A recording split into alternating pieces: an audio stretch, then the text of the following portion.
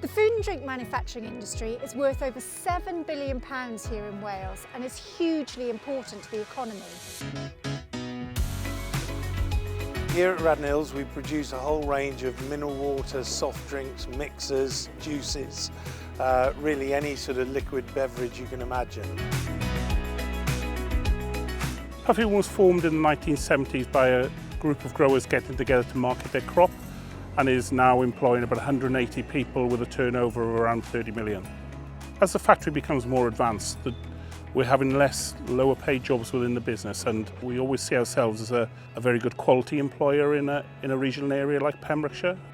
The industry offers a wide variety of job roles with real long life-term career opportunities and career progression with good salaries and exciting development opportunities.